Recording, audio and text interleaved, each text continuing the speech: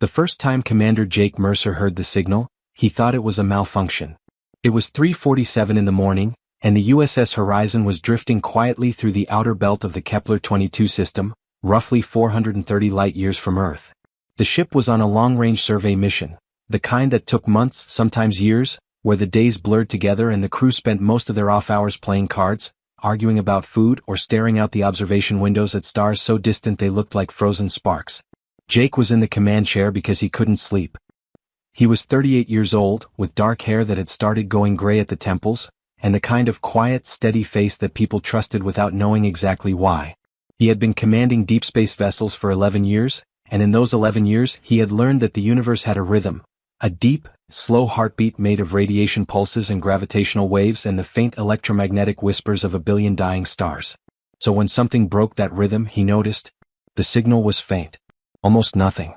A pattern buried so deep in the background noise that the ship's standard filters had automatically flagged it as interference and moved on. But Jake caught the tail end of it on his personal monitor, a secondary display he kept running on a lower sensitivity setting for exactly this reason, and he leaned forward in his chair and stared. Caro, he said quietly, calling up the ship's AI by name. Caro was short for Karev, the designation given to the sixth generation of deep space artificial intelligence systems. Every Horizon-class vessel carried one. Run a filter sweep on that last reading. Strip out all known background sources.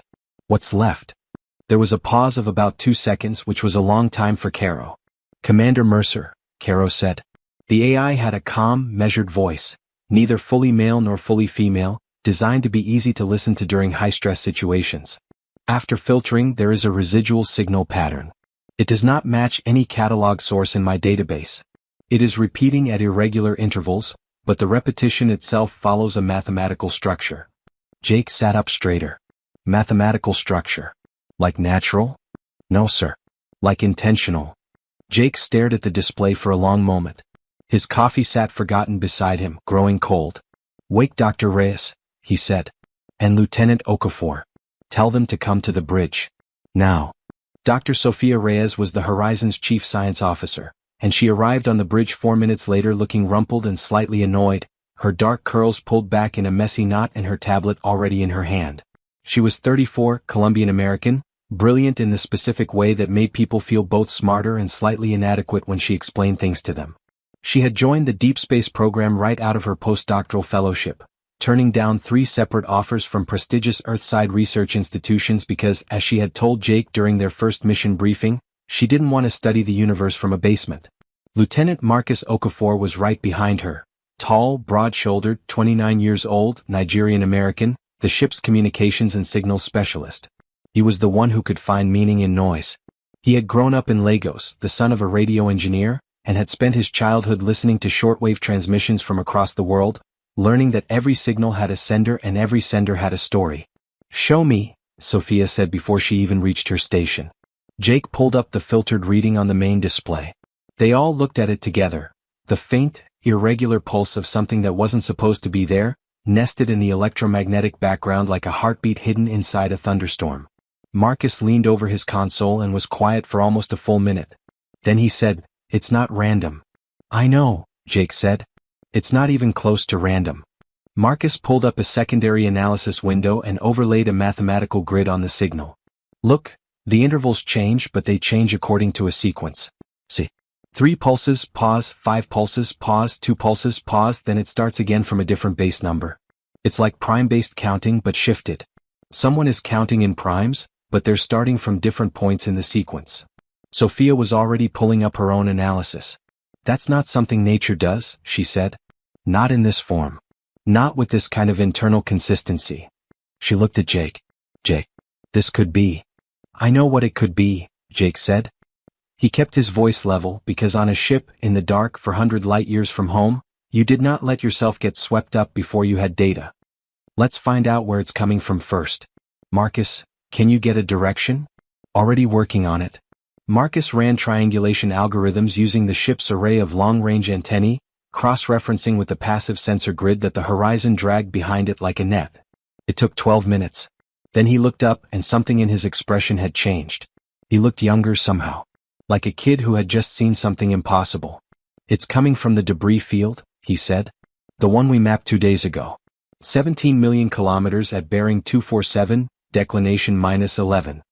They had catalogued that debris field as a natural phenomenon, the remnants of an old collision between two rocky bodies, floating in a lazy, stable orbit around the system's outer gas giant. There had been nothing remarkable about it. It had barely rated a footnote in the mission log. Jake stood up. Caro, set a course for the debris field. Maximum cruise. And keep this off the general crew channel for now. Understood, Commander. Sophia looked at him. You're not going to tell the crew? I'm going to tell them when I know what we're telling them, Jake said. I don't want 30 people vibrating with excitement for 6 hours while we cross the system, and then have it turn out to be a malfunctioning old probe. Sophia nodded slowly. But her eyes were already back on the signal, and she was already not thinking about sleep at all. The USS Horizon was not a military vessel. It was a survey ship, 312 meters long, carrying a crew of 37, with a full science complement and enough fuel for an 18-month deep space mission.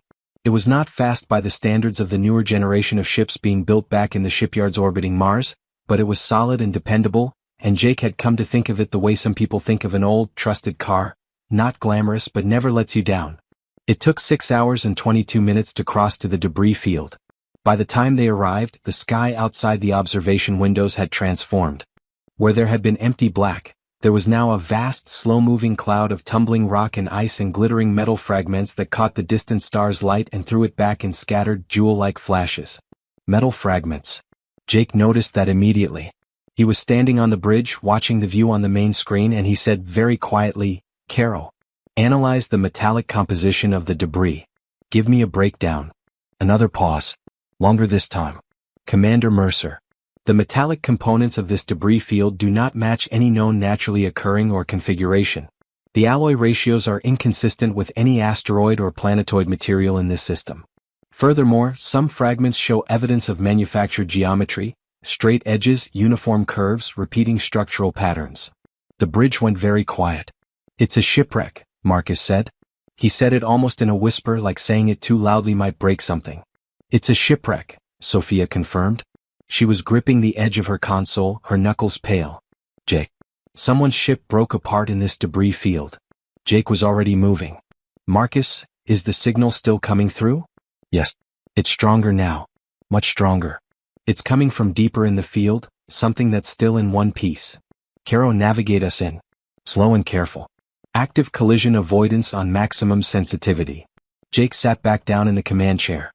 He pressed the ship-wide intercom button. All hands, this is Commander Mercer. We found something. All senior staff report to the bridge. This is not a drill. He released the button and looked at Sophia. She looked back at him. Neither of them said anything. There was nothing to say yet. But something enormous had just shifted in the universe, the way a door shifts when someone on the other side starts to push, and they could both feel it. It took them 40 minutes to navigate through the outer layer of the debris field. The Horizon moved slowly, carefully, with its collision avoidance system firing tiny thrusters every few seconds to adjust their path around tumbling rocks the size of buses and houses and city blocks. The signal grew steadily stronger as they went deeper. Marcus had it on audio now, a low, pulsing tone that filled the bridge with an eerie rhythmic sound like a heartbeat in slow motion. And then they saw it. Nestled in a cradle of scattered debris, surrounded by the ruins of what had clearly once been a much larger structure, was a ship. Or what was left of one. It was roughly ovoid in shape, like a flattened egg, and it was roughly 80 meters long, which made it small by the standards they were used to. Its hull was made of something that shimmered faintly even in the dim light this far from the star, a material that seemed to absorb and re-emit light in shifting, iridescent patterns, like the surface of a soap bubble but solid, like metal. It was dented and scored and cracked in several places. One entire section of the rear hull had been torn open, exposing the interior to space. A long, deep gouge ran from the front quarter to the midpoint, as if something enormous had raked across it. The ship was clearly badly damaged, but it was still in one piece, and the signal was coming from it. My God, said Chief Engineer Ray Kowalski from behind Jake. Ray was 51, stocky and bald, from Chicago, and not given to dramatic statements. He said it very quietly. Caro, Jake said, can you determine if there are life signs aboard that vessel? I am detecting faint biosignatures, Caro said. However, they are unlike any biological profile in my database. I cannot determine with certainty whether they indicate living organisms or are artifacts of the ship's systems. The readings are very weak. Faint biosignatures, Sophia said. She looked at Jake. Someone might still be alive in there. Someone, Jake said. He chose the word carefully. He looked at the ship on the screen, the shimmering, impossible hull, the alien geometry of its construction, the way it sat so still and so broken in the middle of all that wreckage. Or something. He stood up. Prep the shuttle. I'm going over. Sophia grabbed his arm. Jake. I'm going over, he said again. Firm but not unkind. Sophia, I need you here managing the science readings. Marcus, stay on the signal. If it changes pattern, tell me immediately. Ray, I want the shuttle bay ready in 15 minutes. He paused. I'll take Chen and Webb with me.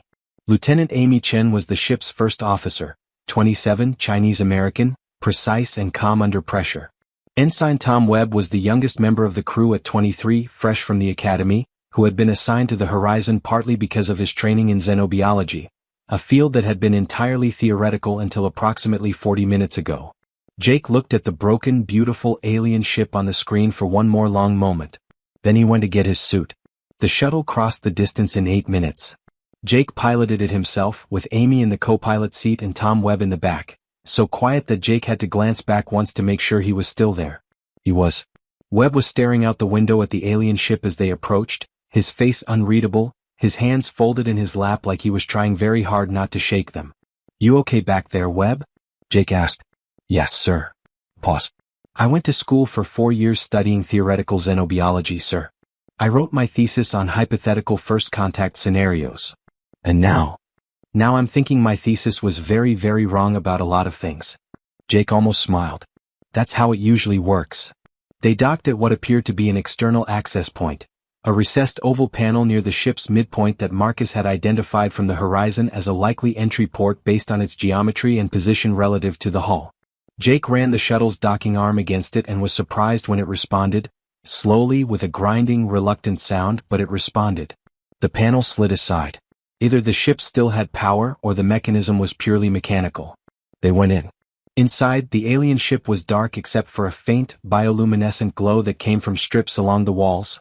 Not installed lighting, Jake realized almost immediately, but something organic like the way deep-sea creatures light themselves. The corridors were narrower than human corridors and the ceiling was low. Everything was curved, no sharp corners anywhere, no straight lines. Even the floor had a slight, constant curve to it like the inside of a bowl. The air, when Jake cracked his helmet seal to test it, carefully 1 millimeter enough for a sensor reading, was breathable. Thin and with a composition that was slightly different from Earth standard, but breathable. They moved through 2 corridors following the signal on their handheld scanner, and found them in what appeared to be the central compartment of the ship. There were 7 of them. They were alive. They were not human. Jake stood in the doorway of that compartment and looked at them and they looked back at him and for a moment, just one moment, nobody moved at all. They were smaller than humans.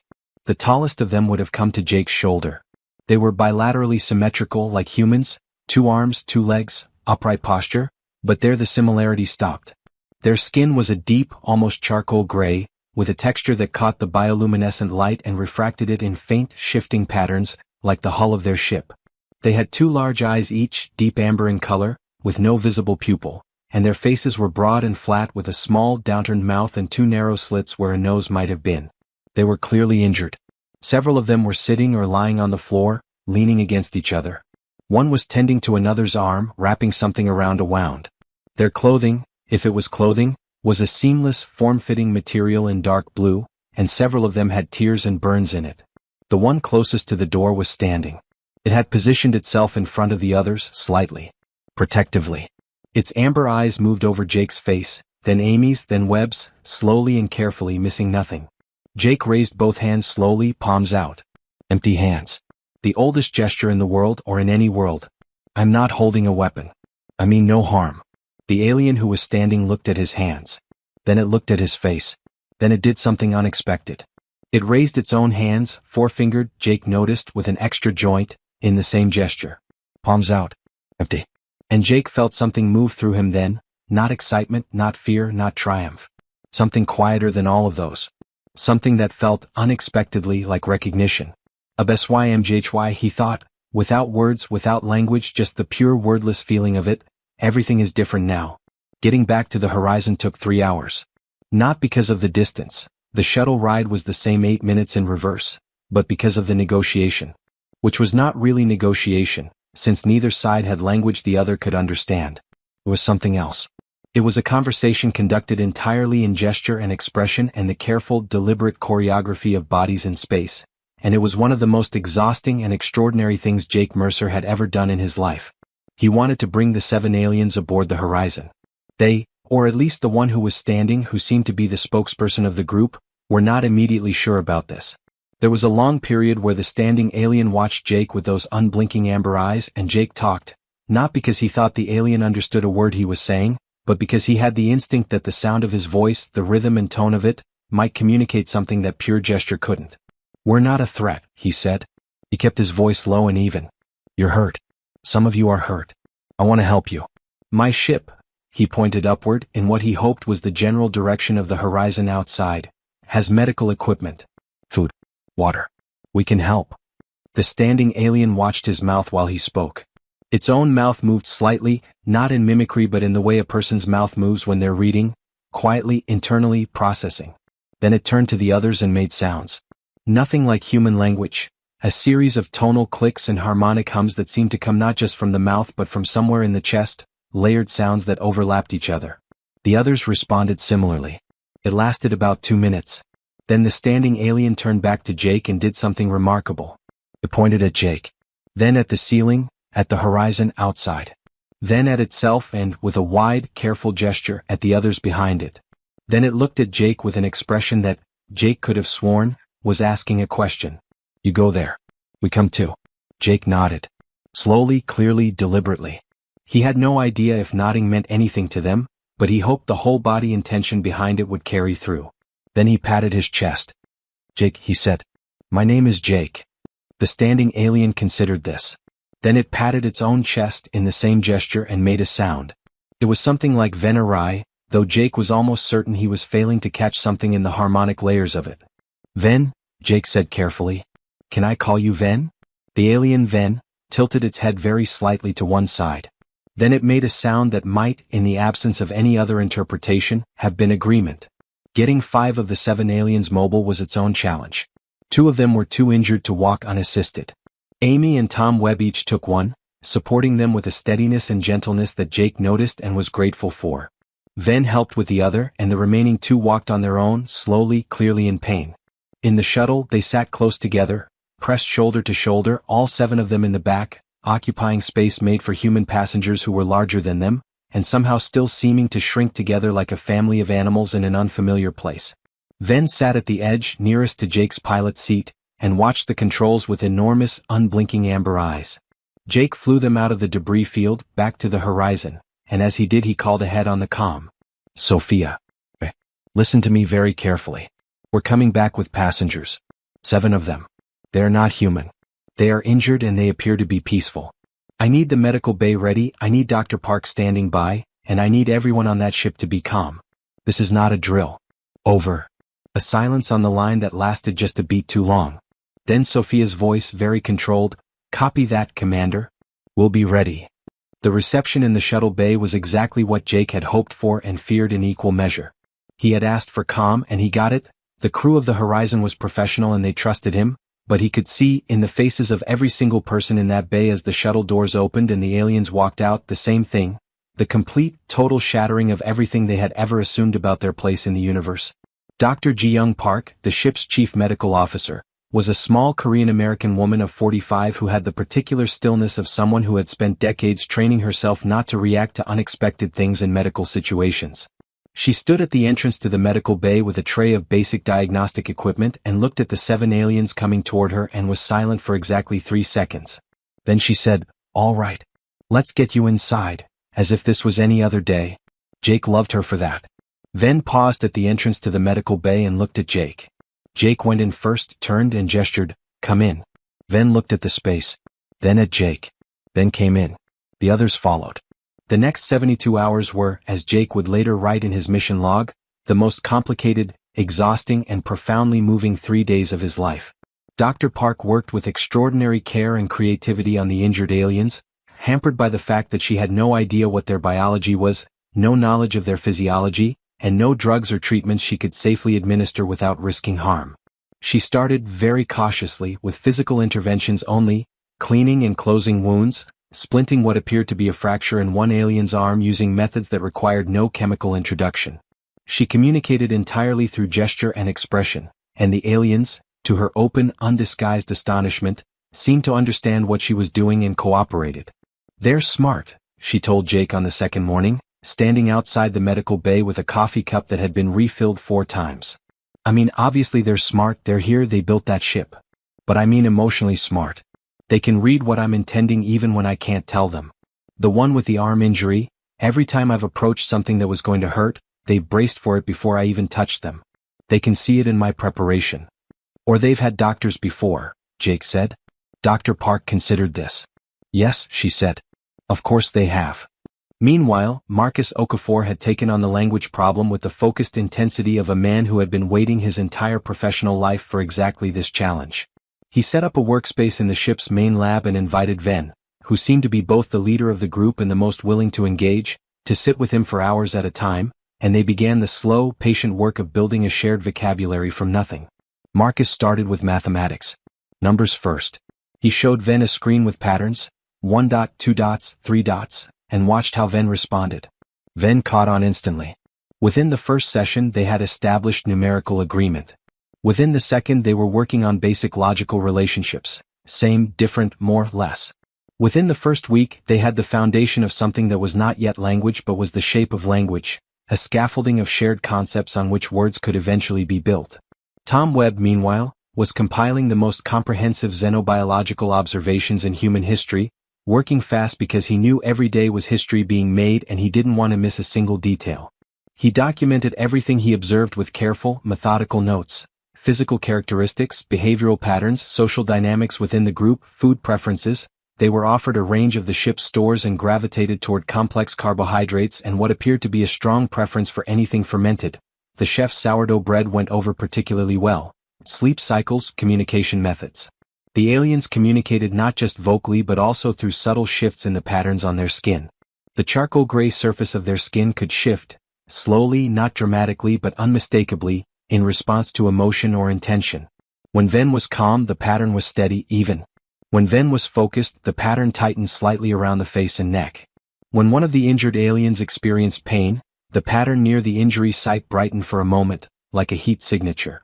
Webb worked out, over several days, that the skin pattern was essentially a secondary emotional communication channel, a running visual commentary on internal state that happened naturally, without conscious control, the way a human might flush with embarrassment or pale with fear.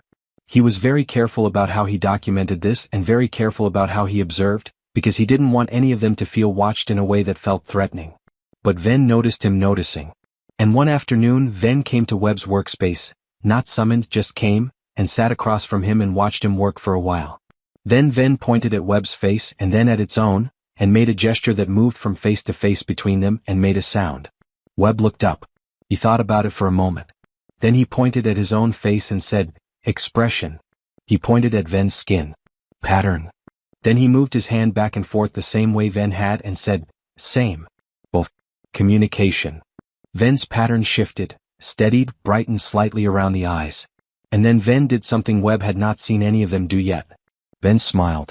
It was not a human smile. The mouth was shaped differently, the muscles moved differently, but it was unmistakably the same thing. The expression of connection recognized. Webb sat very still for a moment. Then he wrote in his notes, Day 4. First confirmed cross-species emotional communication. Significance, incalculable. On the 4th day, Jake found Ven in the observation lounge. The observation lounge was a small room at the aft of the ship, with a wide, curved window that looked out at the stars. It was where crew members went when they needed to think or decompress, or just be reminded of the scale of what they were out here doing. Jake went there himself sometimes late at night when sleep was slow coming. Ven was standing at the window very still, looking out. The bioluminescent strips of light in its clothing caught the faint starlight and shifted gently. Its pattern was something Jake had not seen before. A slow, deep pulse, moving from its shoulders to its fingertips and back like a tide. Jake sat down nearby. Not too close. He didn't say anything for a while. He just looked at the stars too.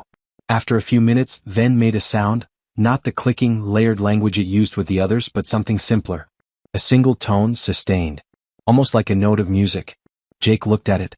Ven was looking at the stars. Its pattern pulsed slowly. Jake thought about what the sound might mean. He thought about all the contexts in which a person might make that kind of sound, low, sustained, unaddressed to anyone specific. The sound of someone thinking about something they loved and lost. The sound of grief or something adjacent to grief. Your crew, Jake said quietly. Not to inform, just to voice what he felt in the room. You were part of a larger fleet. And now you're not. And you don't know what happened to them. Ven couldn't understand the words. But something in the sound of Jake's voice, the particular, careful softness of it, made the alien turn and look at him. The amber eyes held for a moment. The pattern on Ven's skin deepened briefly, that brightening near the eyes that Webb had noticed, and then steadied. Jake nodded. He couldn't say anything that would be understood. So he just nodded and stayed and looked at the stars alongside the alien who had come from somewhere among them and who was, in the deepest and most human, or most universal, sense of the word lost. Part 3. What they were running from. It was Marcus who broke the language barrier. Not fully, not even close to fully, but enough. Enough to have a real conversation. Enough to start understanding. It happened on the 9th day and it happened by accident, the way the most important discoveries tend to happen. Not in a flash of dramatic inspiration but in a quiet moment when two minds leaned far enough toward each other that they suddenly touched. Marcus had been working with Ven for hours as usual, building vocabulary through their shared visual and mathematical framework. They were working on concepts of motion and direction. Marcus drawing diagrams on a touchscreen, Ven responding with its own markings, which were precise and elegant and suggested a mathematical sophistication that Marcus found quietly astonishing. And then Ven drew something that wasn't a number or a direction. It was a pattern, a cluster of dots arranged in a specific geometric shape, connected by lines, with one cluster slightly offset from the main group. Marcus stared at it. Then he looked at the star charts on the adjacent screen and felt something click in his chest. That's a star map, he said out loud to no one. Then to Ven, that's a star map. Those are star systems. Ven watched him. Its pattern shifted, the tightening of focus. Marcus pulled up the star chart on the main screen and began overlaying Ven's diagram against known systems. It took him 20 minutes, working fast, to find the match. Not a perfect match because the reference frame was different but close enough to orient. Ven's cluster of dots corresponded roughly to a group of systems in the region of space they were currently surveying, with one cluster offset to what would be, in standard astrogation terms, spinward and above the galactic plane. Okay, Marcus said. He pointed at the main cluster. This is where you came from? He pointed at Ven, then at the dots. Ven reached out and touched the main cluster on the screen. Then it drew a single line from the cluster outward and touched the offset group. Then it drew another line back from the offset group and touched the cluster, and then stopped, and left a gap.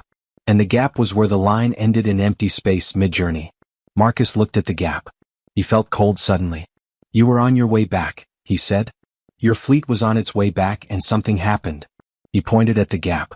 Something happened here. Ven looked at the gap on the screen. Its pattern went through something Marcus hadn't seen before. A rapid flickering cascade across the chest and arms, there and gone in less than 2 seconds. But he had started, with Webb's help, to build a rudimentary emotional vocabulary for the pattern shifts, and he thought, he wasn't certain but he thought, that what he had just seen was fear. Not remembered fear. Not abstract fear. Active fear. Present tense fear. Whatever had happened in that gap, whatever had taken apart Ven's fleet and left 7 survivors drifting in a debris field, it was not just a disaster. It was something that was still happening. Something that Ven was still afraid of. Marcus called Jake immediately. Jake came to the lab and looked at the star map and looked at the gap in the line. Tell me again, he said to Marcus. Marcus walked him through it carefully. Jake listened without interrupting, which was one of the things Marcus appreciated most about him. The man knew how to listen. When Marcus finished, Jake was quiet for a moment. Then he said, Venerable. Ven looked at him. They had all gotten used to each other over 9 days. Not fluent, not even close, but familiar with each other's presence in the way people get when they share a space. Ven recognized its name. Or what they were using as its name. Jake was aware, always, that Venerai was probably a much more complex sound than what they were compressing it to. Jake sat down across from Ven at the table. He looked at the star map. Then he pointed at the gap. "What is there?" he asked. He knew Ven couldn't parse the full question, but he kept his voice and face open and questioning, eyebrows raised, posture forward, the body language of curiosity. Ven looked at the gap. For a long moment nothing moved. Then Ven began to draw. It drew on the touch screen, slowly, deliberately, with 4 fingers that moved with great care. Not a quick sketch. Something it was composing carefully. It drew a shape in the gap. Not a star or a system, but something geometric, angular in a way that nothing else Ven had drawn was angular. It had edges and points. And then it drew multiple copies of the same shape, spreading outward from a central point like a burst, or like an explosion in slow motion. And then it drew lines from those shapes. Lines that moved toward the star cluster that represented Ven's home. Moving toward. Converging on. Jake looked at the drawing. He looked at Venerable. The alien's pattern was in that rapid flicker again. The thing Marcus had identified as present tense fear. "They're not chasing you, are they?" Jake said.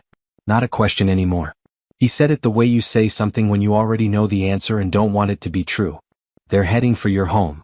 The conversation that followed lasted 3 hours and required Marcus's full creative vocabulary, every visual tool they had, a lot of drawing and erasing and redrawing, and, at one particularly critical moment, Tom Webb's intervention with a scale model of the horizon made out of food containers from the cafeteria, which he used to demonstrate the concept of many ships, in a way that finally got across what Jake was trying to ask. What they learned, assembled piece by piece from Ven's careful drawings and Marcus's painstaking interpretations, was this. Ven's people were called, as near as Marcus could reconstruct from the sound, something like the Vener. They were a spacefaring civilization that had been traveling the stars for a very long time, longer than humanity had been writing things down. Their home system was in the cluster that Ven had indicated, 3 habitable worlds orbiting 2 closely paired stars. They had encountered something in the region of space represented by the offset cluster on the map.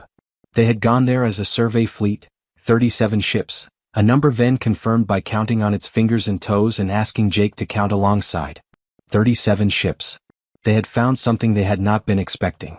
And that thing, whatever it was, had destroyed 36 of those ships in a period of time that Ven indicated by pointing at the faint, distant star outside the window and making a gesture that suggested one complete transit.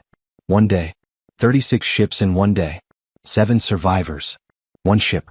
And the thing, the angular, geometric, bursting shape that Ven had drawn, had turned away from the remaining ship and moved not in pursuit, but onward. Toward the Vener home system. "How long ago did this happen?" Jake asked. He used a clock diagram to get the question across. A circle divided into segments, pointing at a past segment, then looking at Ven questioningly. Ven studied the clock diagram. Then it pointed at a segment, about a quarter of the way around, measuring from the present. Then it held up 1 finger. Repeated. 1 cycle, Marcus said. But which cycle? Days. Weeks. Jake held up the diagram again and pointed to a small segment. Day, he said. Then a larger segment. Week. Then a larger one. Month. Ven looked at the segments. Pointed at the medium one. Then held up the single finger again. 1 month, Jake said. 1 month since Ven's fleet had been destroyed. 1 month since whatever had done it had turned toward the Vener home worlds. Marcus worked quickly. If the angular things were traveling at any speed comparable to Vener or human ship technology, a month of travel could put them anywhere in a very large volume of space. "They might already be there," Amy said from the doorway. She had come in quietly partway through and had been listening. Her face was still the way it got when she was controlling a strong emotion. Ven's people. Their home worlds. If those things have been moving for a month. "We don't know their speed," Jake said. "No." Amy looked at Venerable, "But Ven knows." Ven was there when it happened. Ven saw how fast they were moving. Jake looked at Venerable. He tried to think of how to ask the question. Speed, velocity, the rate of travel across space. He picked up a pen. He drew a dot and a line and another dot, start and end, and drew a second line beside it, shorter, and gestured. "Which is faster?" He tapped the longer one, then mimicked movement. "Slow." "Fast?" He tapped the shorter one. "Faster?" Ven watched this. Then it reached over and took the pen from Jake. And it drew a line that stretched far beyond both of Jake's dots, extending to the edge of the screen and then off the edge. And then it looked at Jake. The room was very quiet. Jake looked at the line. "Faster than us," he said. He said it to no one in particular. Much faster than us. Later that night, Jake sat in his cabin and wrote in his mission log. He did this every night, It was a habit he had formed in his first year of Deep Space Command, because he believed that the act of writing forced clarity, and clarity was what you needed most in the dark and the cold and the vast indifferent silence. He wrote, "We have found survivors of an alien fleet. They are called, or their people are called, something approximating the Veneer. They are peaceful. They are intelligent. They are afraid. Whatever destroyed their fleet is now moving toward their home, and we don't yet know if there's anything there to come home to." He stopped writing and looked at the wall for a moment. Then he wrote, "The question is what we do next. The mission parameters of this survey don't include anything remotely like this. There is no protocol. Earth is 430 light-years away, and even a tight beam comm signal takes 430 years to arrive and another 430 to come back.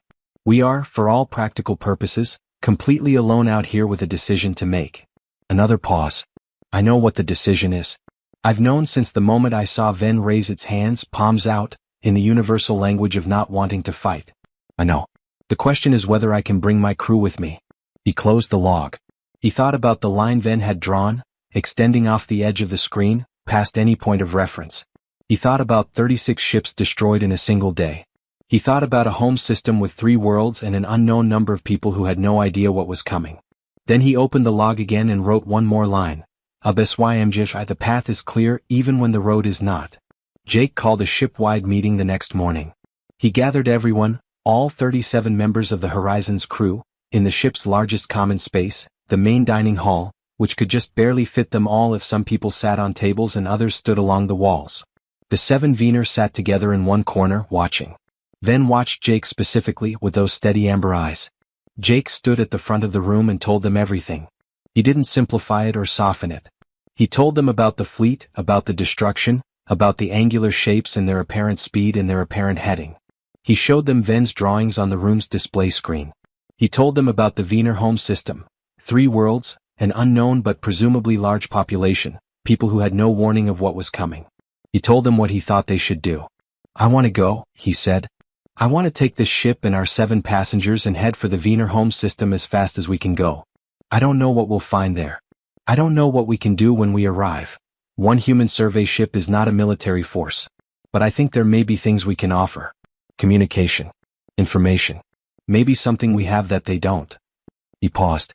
"And I think it's the right thing to do." He stopped there. No speech about humanity's destiny or the importance of the moment. Just the facts and what he thought. "This is not an order," he said. "I want to be clear about that. This ship's mission parameters don't include this kind of action, and taking us into an unknown conflict is beyond the scope of my authority to command without the crew's agreement. So I'm asking. I want to hear from you." A silence. Then Ray Kowalski from the back said, "You're asking us to fly this survey ship into what might be an active war zone." "Yes," Jake said. "Against something that killed 36 alien ships in one day." "Yes." Ray was quiet for a moment. Then he said, "Chief Engineer's assessment is that the Horizon can do it. The ship can handle the journey. Whether the ship can handle what's at the other end is another question." He shrugged. "But I'll go." Another silence. Then Marcus, "I go." Then Amy, "I go." Then Sophia, who said it in Spanish first, Voy, and then in English, "I go." Then Dr. Park, very quietly, very precisely, "I go." And then Tom Webb, 23 years old, the youngest person in the room, the one who had come out here to study theoretical xenobiology and had ended up sitting across from the real thing, said, "Sir, I go. Obviously I go. What else would I do?" One by one around the room they said it. Not all of them immediately. There were pauses and 2 people who asked questions first and one engineer named Diaz who said he needed 20 minutes to think and then came back 20 minutes later and said, "Okay, I go too."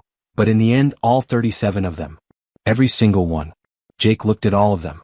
He felt something in his chest that he didn't have a good name for, something that was gratitude and respect and a kind of love that had nothing to do with romance and everything to do with being trusted by people who were genuinely, fully aware of what they were agreeing to.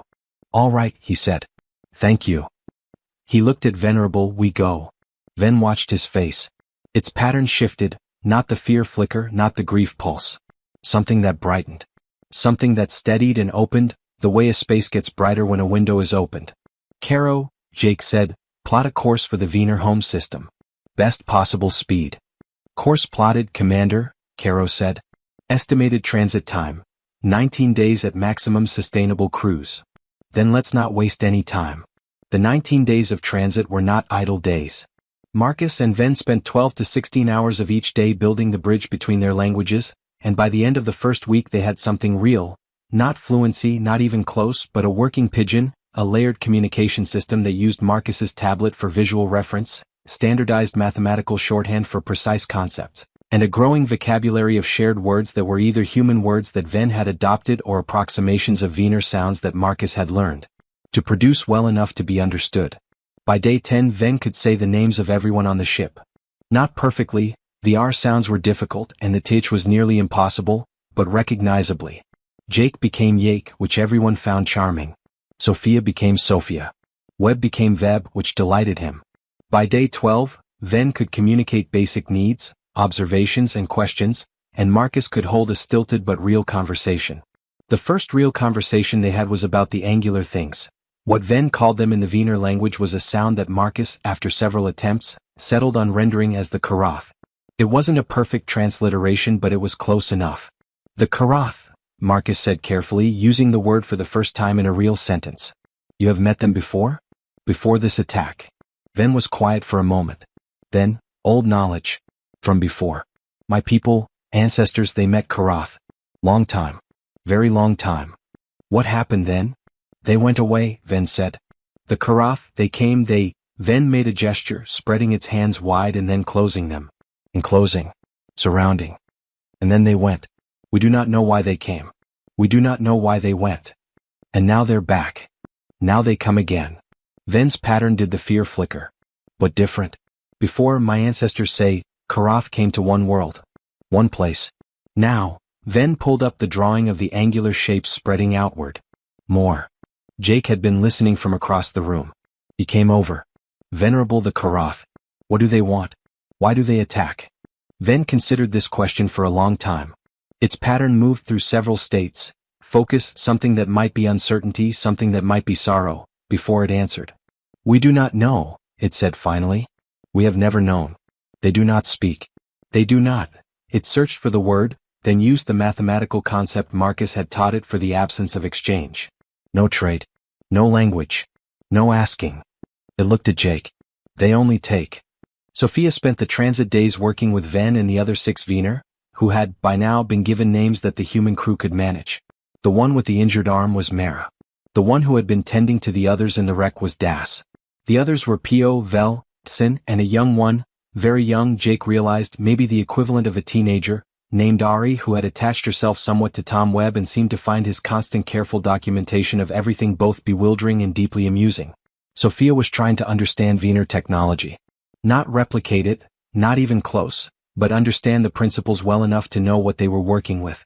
The Wiener ship, which Ray's team had stabilized remotely using a tow line from the Horizon, contained technology that was in some ways far more advanced than anything the Horizon carried, and in other ways used entirely different principles that Sophia couldn't even begin to map onto human physics.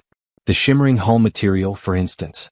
Sophia and Ray spent 3 days analyzing samples taken from non-critical areas of the damaged hull and still couldn't agree on a basic description of what it was. It seemed to shift between states, solid, crystalline, and something that defied easy categorization, in response to electromagnetic input. It was not reflective in any standard sense. It appeared to absorb, store, and re-emit energy, but in a controlled, directed way that suggested the hull itself was part of the ship's power system. It's alive, Ray said on the 4th day of analysis and then immediately corrected himself. Not alive. But it's not just structure. It's functional. It does things. The hull does things.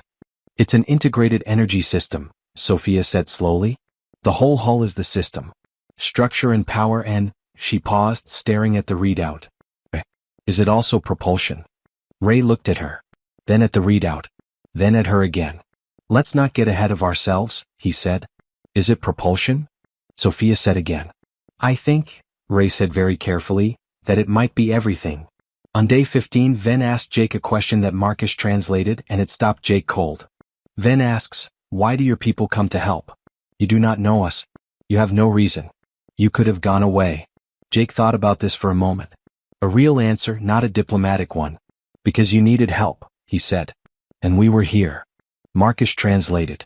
Ven listened.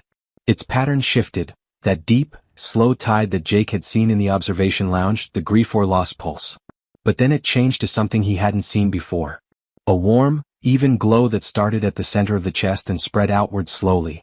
Ven says, Marcus said, and his voice was slightly unsteady, that in all the history of the Wiener that Ven knows, they have never met another people who, Marcus paused, checking his translation, who helped without being asked, who came toward danger for strangers. Jake was quiet. Ven says, Absymjhy, Marcus stopped. Wait, that sounds like. What does it mean? Jake asked. Marcus looked at his notes. At Venerable at the pattern of warmth and spreading light on Ven's skin. Then at Jake. The closest I can get, he said quietly, is something like, from now on I am yours and you are mine. A declaration of belonging. Of alliance. Jake looked at Venerable. Ven looked back at him with those steady amber eyes. Tell Ven, Jake said, that we feel the same way. They came out of faster-than-light transit on day 19, as Caro had promised, and found themselves in the Wiener home system. It was beautiful. Even under the circumstances, even with everything that might be coming, the first thing Jake noticed was how beautiful it was. 2 stars, close enough together to look almost like one from this distance, warm gold and soft amber, orbiting each other in a slow,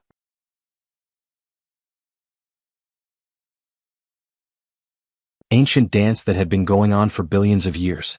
3 worlds in the habitable zone. 1 blue-green with vast, shallow oceans, 1 rich amber-brown with deep forests that were visible even from space, 1 smaller and grayer but still covered in the unmistakable geometric patterns of a civilization's infrastructure. And scattered between the worlds, in the orbits and Lagrange points and throughout the system, there were ships. Dozens of them. Hundreds of them.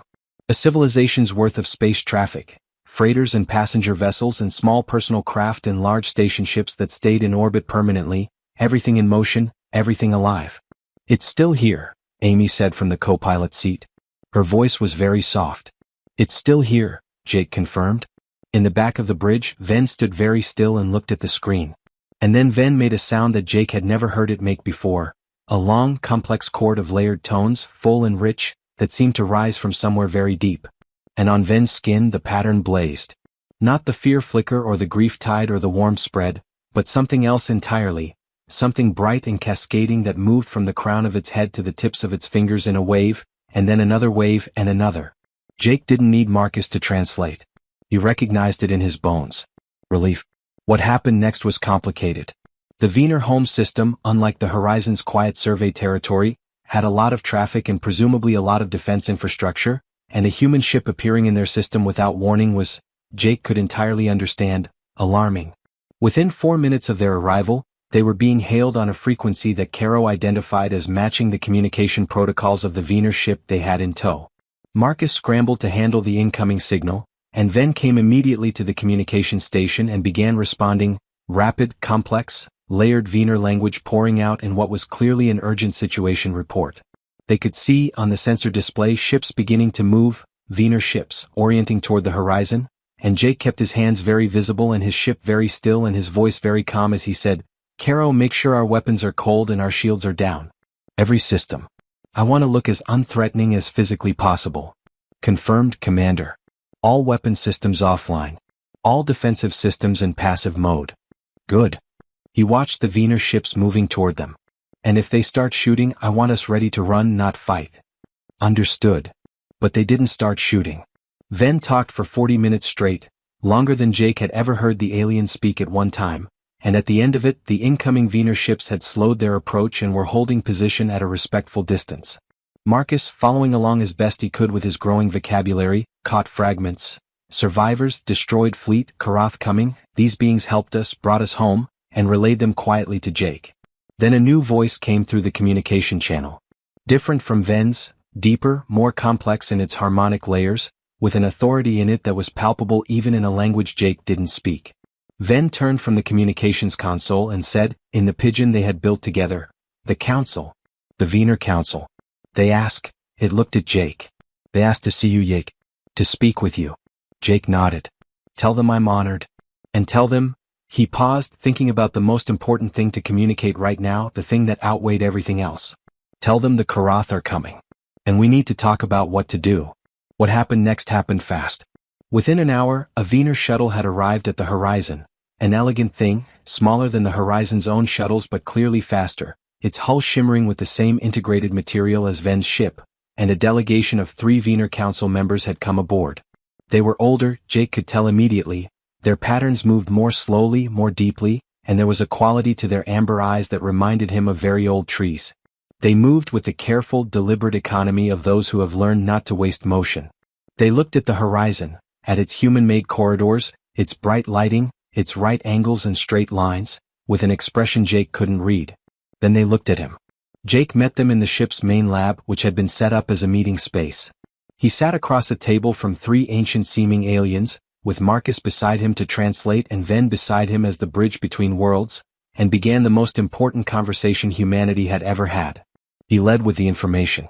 Not with diplomacy or introduction, he led with the thing that mattered most. He described what Ven had told them. The Karath, the speed, the heading, the month that had already passed. The council listened without interruption. Their patterns moved through states that Jake couldn't fully read but that Marcus, leaning close, murmured were consistent with concern, then deep concern, then something like controlled alarm. When Jake finished, the eldest seeming council member, who Marcus would come to call the Elder, because the actual name was beyond their current shared vocabulary, spoke for a long time to Venerable, then Ven turned to Marcus. The council says, the Karath have been detected, Marcus translated carefully, his voice very steady. 3 days ago. At the system's outer boundary. Moving inward. They want to know. Marcus paused, checking. They want to know what humans can do. Jake looked at the Elder. He thought about all the things he could say. Then he said the true thing, I don't know yet. But we'll figure it out together. That's what we do. The next 48 hours were a crash course in the history of an ancient threat. The Wiener Council opened their archives, or at least a portion of their archives that the council members themselves seemed to need to deliberate about before sharing, and Marcus and Sophia and Jake spent 2 days absorbing everything the Wiener knew about the Karath, translated in real time by Ven with the urgent, precise care of someone who understood exactly how much depended on making the information understood correctly.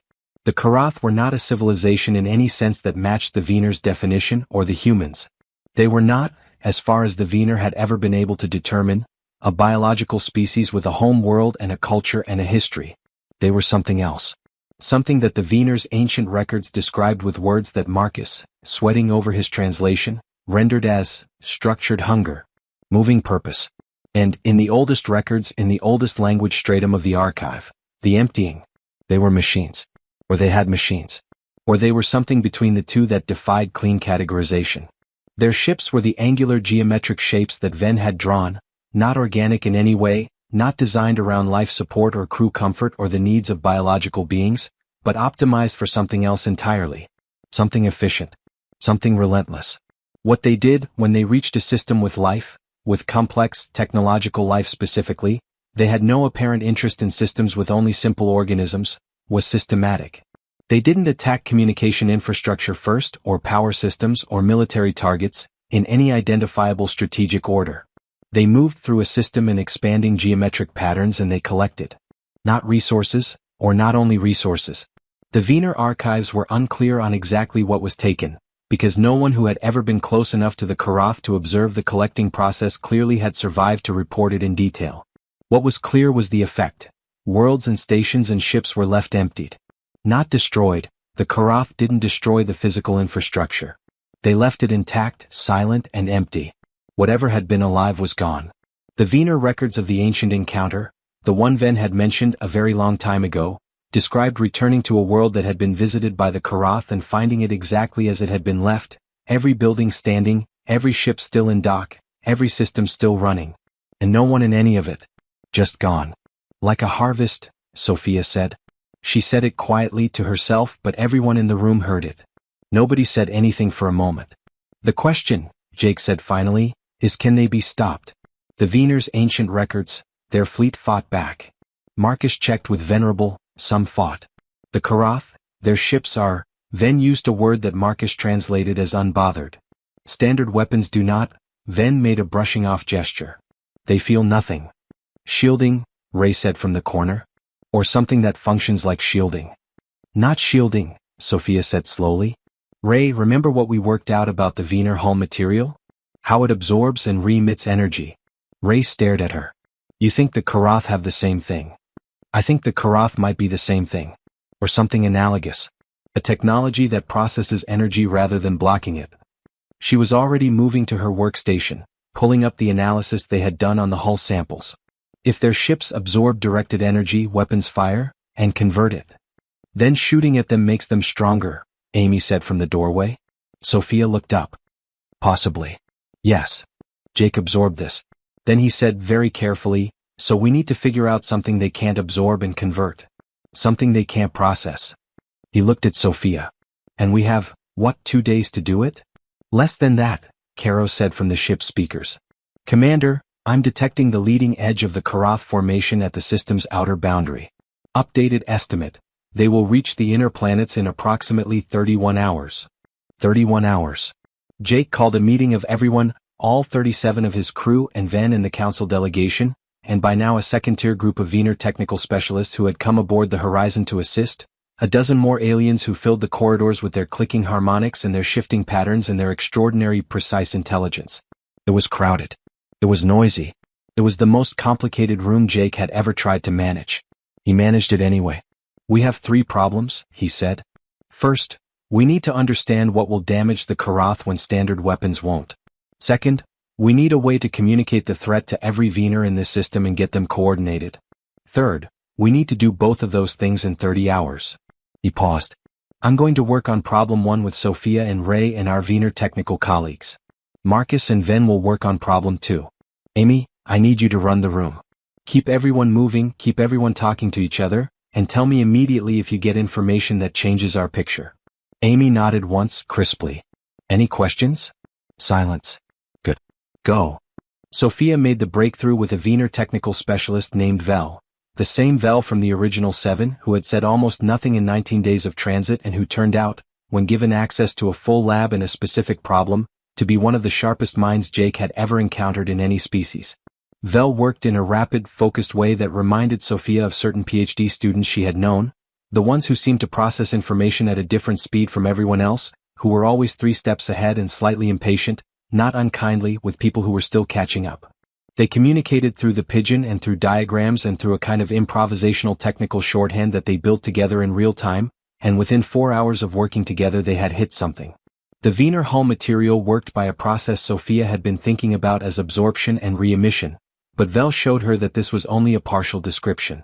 What it actually did was phase shift incoming energy, change its frequency and character, so that a weapon designed to deliver energy at frequency X would have its impact converted into frequency Y before it reached the structural layers of the ship. The conversion wasn't perfect, but it was efficient enough that the net damage was minimal. So the vulnerability, Sophia said, drawing it out on the tablet, is the phase shift mechanism itself. If you can target something at a frequency the mechanism can't shift, something outside its operating range. Vel was already drawing.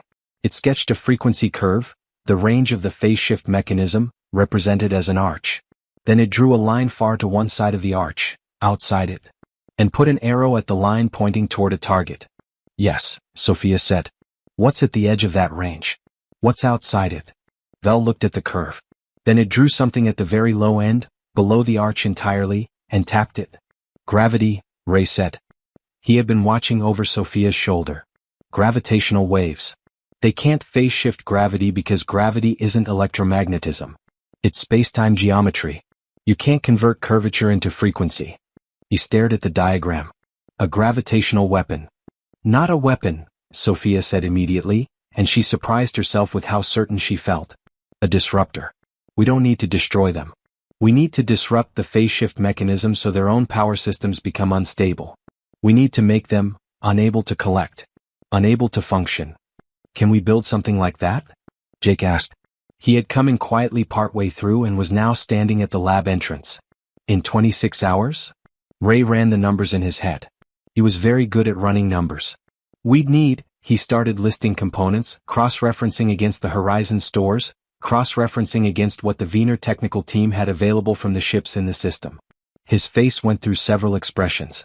Then he said, slowly, we'd need to strip several non-critical systems from the Horizon and at least 4 Wiener ships. And we'd need Vel's team to do the integration work because they understand the phase shift mechanism better than we do. Can it be done in 26 hours? Another long pause. Ray looked at Vel. Vel looked at Ray. Something wordless passed between them, two engineers from entirely different civilizations recognizing in each other the particular kind of stubbornness that makes impossible things happen. Yes, Ray said. Marcus and Ven worked on the communication problem in parallel, and solved it with characteristic elegance. The Wiener had communication infrastructure throughout their system, a network of relay stations and carrier signals that reached every inhabited point. But their standard emergency communication protocol was text and data based, designed to transmit information that Wiener could read and interpret at their own pace. What Marcus and Ven needed was something faster, something that would communicate act now rather than hear as information. Ven came up with a solution. The Wiener skin pattern communication, the emotional visual channel, was not just something individuals did. It could be, with the right carrier signal, broadcast. There were, Ven explained to Marcus, with the most rapid and energetic communication he had ever done, cultural signal codes embedded in Wiener emergency protocols, specific pattern configurations broadcast on the carrier network that carried pre-agreed meanings. Like a siren but visual and emotional. The code for imminent danger, all ships to designated positions, was one that every Wiener learned from childhood. Marcus helped Ven access the Horizon's communication systems, adapting the signal format with Caro's help, and by hour 12 they had broadcast the emergency code on the Wiener carrier network. The response was visible on the sensor screen. All across the system, ships began to move. Positioning. Assembling. An entire civilization's navy, such as it was, coming to readiness. That's a lot of ships, Amy said, looking at the display. Most of them don't have weapons that work, Jake said grimly. But maybe that's okay. He looked at the gravity. 23 hours. The Horizon's engineering bays had never been so crowded. Ray Kowalski had commandeered every workspace on the ship and was running 3 parallel teams, one human, one Wiener, one mixed, working on different components of the gravitational disruptor array, and the corridors of the Horizon had become a constant stream of parts and tools and people moving fast in both directions, stepping around each other with the automatic courtesy of people who have too much to do to waste time on collision. The disruptor wasn't a single device. It couldn't be. The power requirements were too high for any single ship's systems to handle. What they were building was a distributed array, emitter units that would be mounted on 6 different ships, 3 Wiener vessels from the system's defense fleet and 3 from the Horizon's own externally mounted equipment bays, that would operate in precise coordination, their outputs combining in space to create a gravitational disruption wave of the specific character and frequency that Vel had identified. The math was done by Caro and a Wiener computational system, the 2 AIs interfacing through a protocol that Marcus had helped establish, converting between each other's data formats with painstaking care. The physics were verified by Sophia and Vel, checking and rechecking each other's work through the pigeon and the diagrams. The hardware was built by Ray and a Wiener engineer named Fun, who Ray had determined within 40 minutes of working together was the best hands-on systems builder he had ever met, stripping components from non-critical systems on both ships and combining them in ways that neither civilization's engineering manuals had ever anticipated. This is experimental, Ray said to Jake in hour 18, when he stopped for 4 minutes to drink water and report progress. I want to be clear about that. We've never built anything like this. The physics says it should work and I trust Sophia's physics. But we've never tested it. Will we get a chance to test it before we need it? Jake asked. If things go perfectly for the next 5 hours, maybe one small test. Not on the Karath. Just a system function test, to make sure the array fires and coordinates properly. Make the time, Jake said. Find the 5 hours. Ray nodded. He looked exhausted and fully alive. Also, he said, the Wiener have something else. Something Vel mentioned. I don't fully understand it yet. Vel is better at the theory than the explanation, but it sounds like they have a way to disrupt Karath communications internally. Between the Karath ships. If we can cut the coordination between them. Confused enemies are slower enemies, Jake said. Exactly. I told Vel we should integrate it with the disruptor array. Ray paused. This ship is going to look very different when we're done with it. That's fine, Jake said. Let's make it ugly and effective. Tom Webb had been assigned by Jake to what might have seemed like a secondary task but which Jake understood was critical. Keeping the 7 original Wiener survivors, Ven and Mara and Das and Pio and Vel and Sin and young Ari, functional and present and as well as they could be under the circumstances. They were home and not home. The system around them was the place they had left, the place they had thought about every day since their fleet was destroyed, and now that they were here it was under threat. That was a particular kind of pain, and Jake recognized it, and he asked Webb to look out for them. Webb took this seriously. He checked in on each of them regularly, making small gestures of support, bringing food, offering company, sitting in silence when silence was what was needed. He had, over the 19 days of transit, developed something genuine with each of them.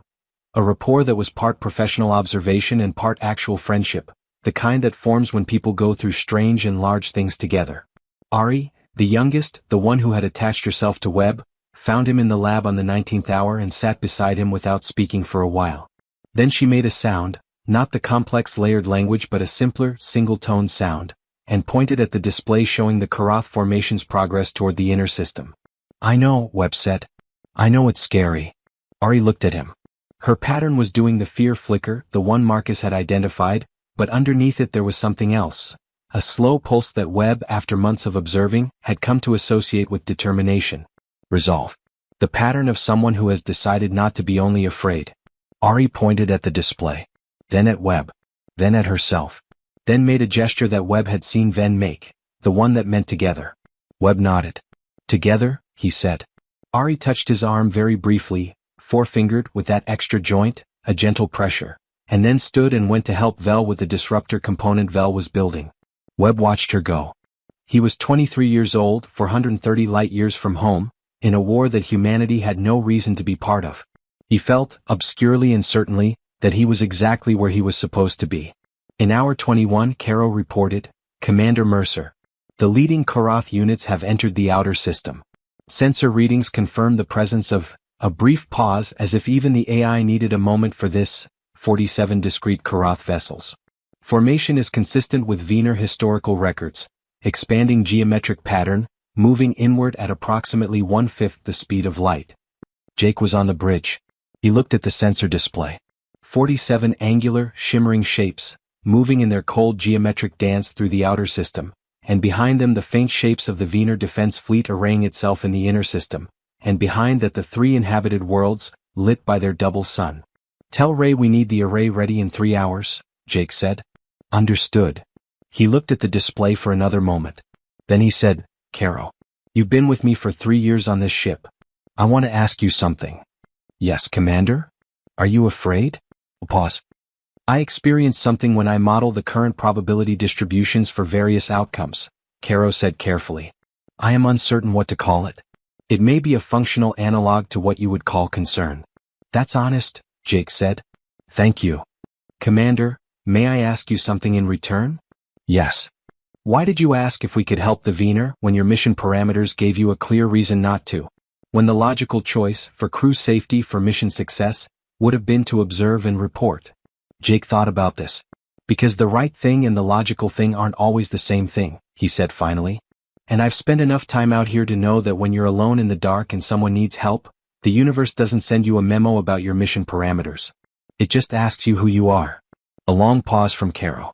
"I believe," the AI said, "that is why the crew agreed to come. The test fire of the disruptor array happened 2 hours before the Karath reached the inner system perimeter. Ray ran it with Fun beside him, and Sophia monitoring the physics from the bridge, and Vel watching the Karath sensor readings for any response to the test. They had fired into empty space far from any Karath vessel, but if the Karath had sensors as good as their technology suggested, they might have detected it. The array fired. All 6 emitters synchronized within 3 milliseconds of each other, Caro and the Wiener computing system managing the coordination, and the gravitational wave propagated outward in a precisely shaped cone. It was invisible to the naked eye. The sensors showed it clearly, a ripple in the curvature of spacetime, subtle but real, moving at the speed of light outward from the array. "It's clean," Sophia said. "The waveform is exactly what the models predicted." "Ray, it's clean." Ray exhaled. A long, slow exhale that he had apparently been holding for approximately 2 hours. "Good," he said. "Good. Now we..." "Commander," Caro said. "The Karath formation has changed course." Jake was immediately alert. "Changed how?" "The leading units, approximately 7 vessels, have redirected. New heading, directly toward this ship." The bridge was very quiet. "They detected the test," Amy said. "Or they detected us," Jake said. He looked at the sensor display. 7 angular ships, turning their geometric edges toward the horizon with a precision that was not natural. Nothing natural moved like that, with that cold exactitude. Caro, are they hailing us? No incoming signals detected, Commander. Of course not, Marcus said quietly from his station. They don't speak. Jake watched the 7 ships coming. He thought quickly. This was not a position to fight from, not yet, not with the array still being calibrated, but it was potentially a position to learn from. He had 7 Karath ships coming at him and a few minutes before they arrived. Marcus, he said. Send a signal. Everything we've got, mathematical sequences, basic languages, the works. On every frequency simultaneously. Let's see if they react to anything. Marcus started transmitting. Jake watched the 7 ships. They maintained their course. They didn't slow or speed up. Nothing, Marcus said. Keep going. Jake turned. Venerable, come here. Ven came to the front of the bridge. Its pattern was in the fear flicker, rapid and deep, but it was standing very still and its eyes were steady. Have your people ever gotten close to a Karath ship? Jake asked. Close enough to examine it? Old records, Ven said carefully. Ancient. The shape. The material. It thought for a moment, navigating the pigeon. No one gets close and comes back. Is it possible, Jake said slowly, that they're not hostile? That they don't understand, that we look like a target to them or like something they collect, but that there's something that could be communicated? Ven's pattern changed. Not fear now. Something complicated, the layered, multi-state response Jake had come to associate with thoughts that don't have simple answers. They did not speak to my fleet, Ven said. 300 years of records. They never speak. But you've never had humans before, Jake said. He wasn't sure why he said it. It was either a very smart insight or a very dramatic one. He wasn't sure which. You've never had a people who showed up from somewhere entirely different and tried to talk. The 7 Karath ships arrived at the horizon's position in 14 minutes and then did something unexpected. They stopped. Or slowed. They didn't stop completely, but they reduced speed from their previous rate to nearly nothing, and held position approximately 50 kilometers from the horizon. 50 kilometers. Not attacking distance by the standards of any weapons Jake knew. Observation distance. They're looking at us, Amy said. Looking, Marcus said. Or scanning. Or something. He was running every sensor in his array over the 7 Karath ships. The data was strange. The ships gave readings that were inconsistent and shifting in ways that his instruments weren't designed to interpret. I'm not getting clean readings from them. Their signature keeps changing. Like they're not holding a fixed state. Phase shifting, Sophia said from her station. Even in passive mode, the hull material is continuously phase shifting the electromagnetic environment around them. That's why our sensors can't lock a clean reading. To our instruments they look different from every angle.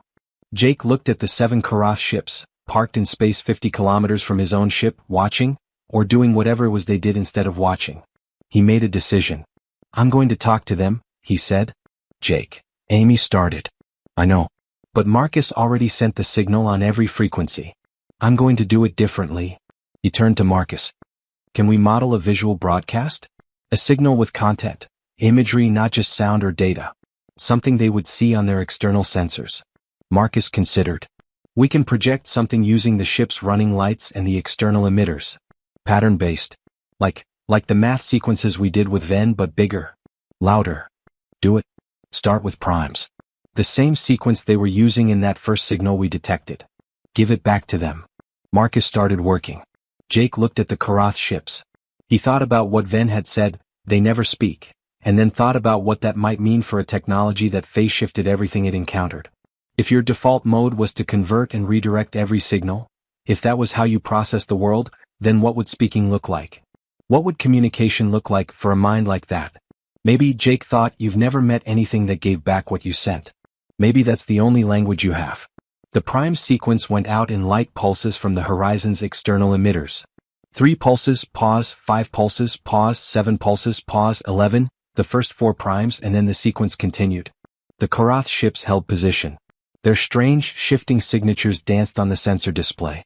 20 seconds of silence. Then one of them, just one, pulsed back.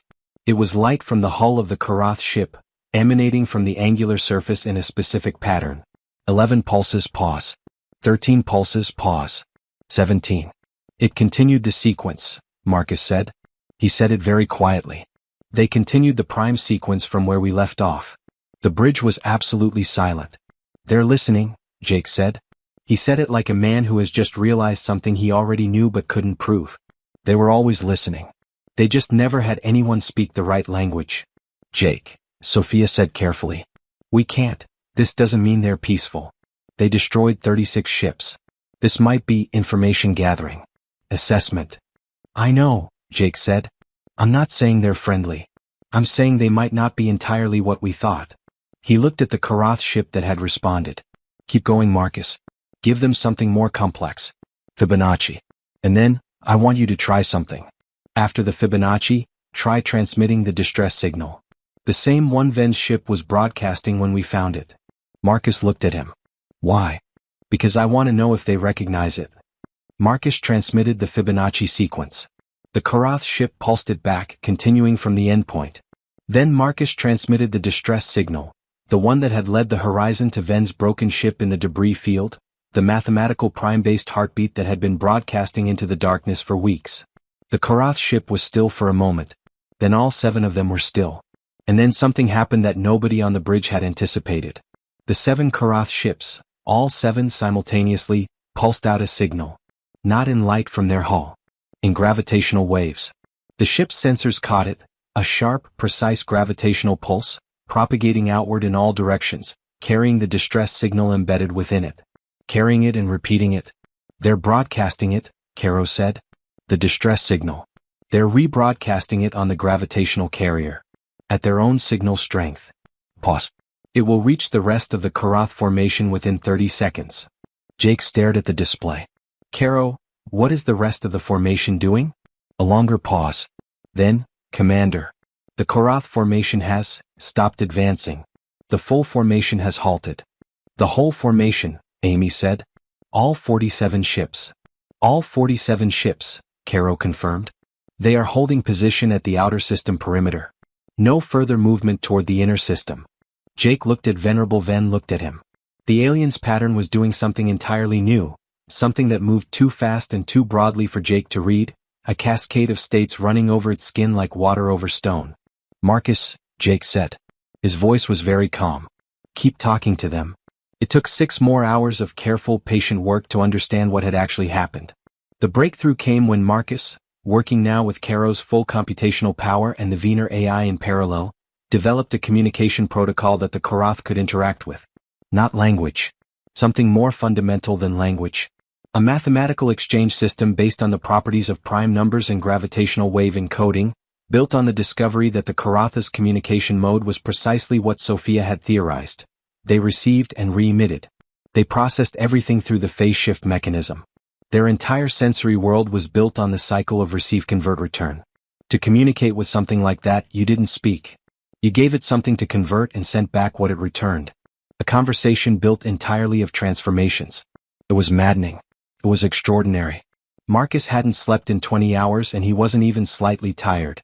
What emerged over those 6 hours, assembled from mathematical exchange and gravitational encoding and the interpretive work of 3 different artificial intelligences, Caro, the Wiener system, and something in the Karath formation that appeared to be their equivalent, was not a message in any traditional sense.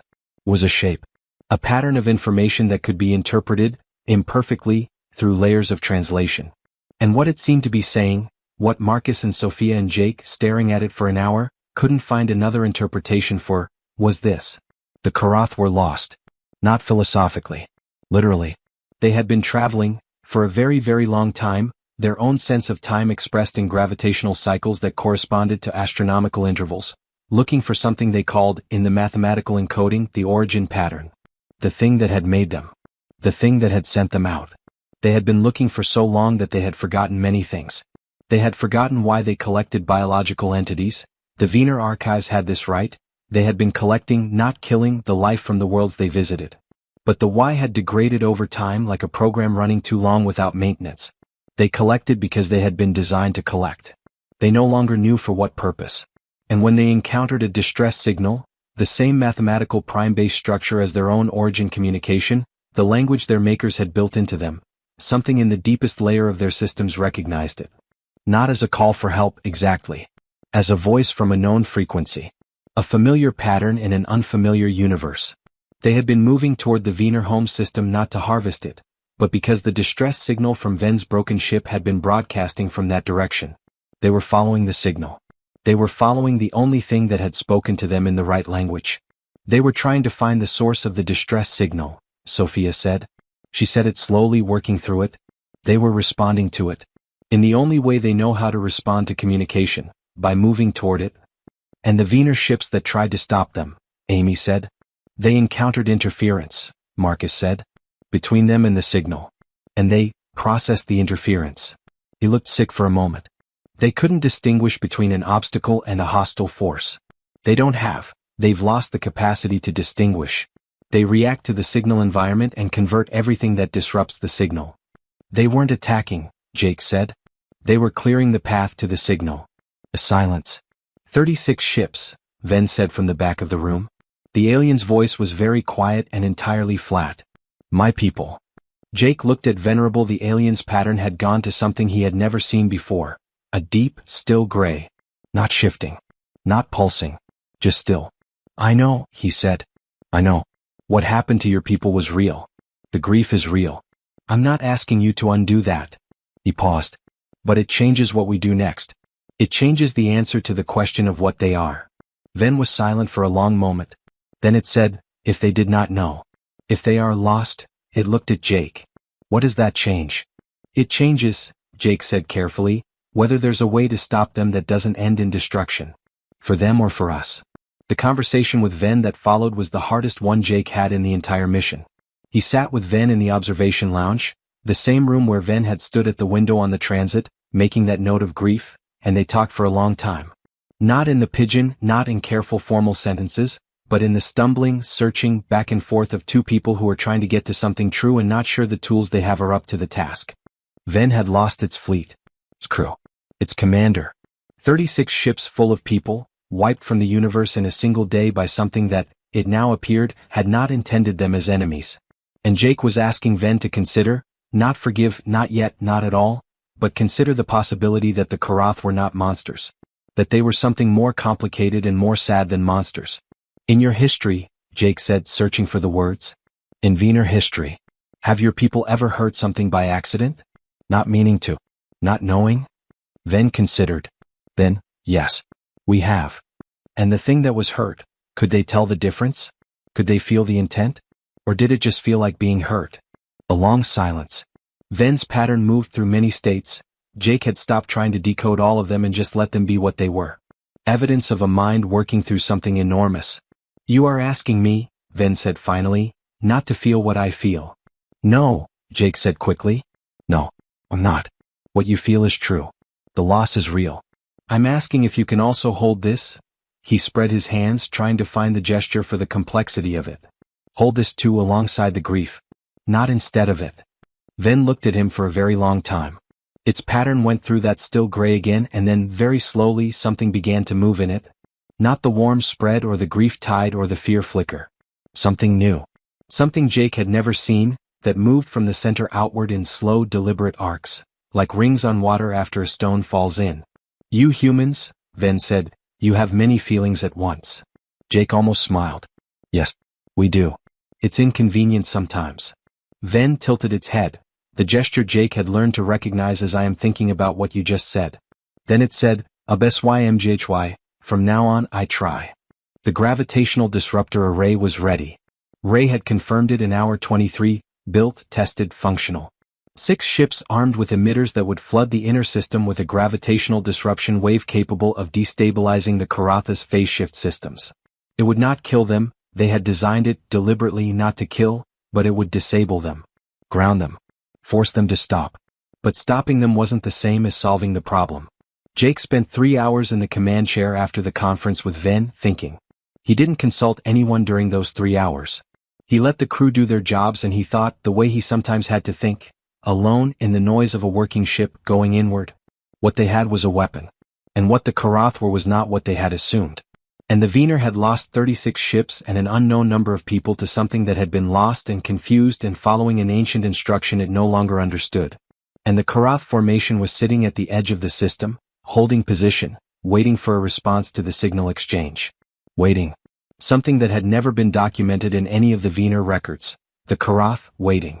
Not advancing. Responding to communication and then waiting. Jake thought about that. He thought about the first moment he had seen Ven in the wreckage of the Wiener ship. The alien standing in front of the others, protective, hands raised. The universal gesture of "I don't want to fight." He thought about Marcus's discovery. The Karath recognized the distress signal because it was in the language of their makers. The language of whoever, or whatever, had built them long ago and sent them out and then presumably been lost themselves. A civilization gone so long ago that even the things they had built had forgotten why they were built.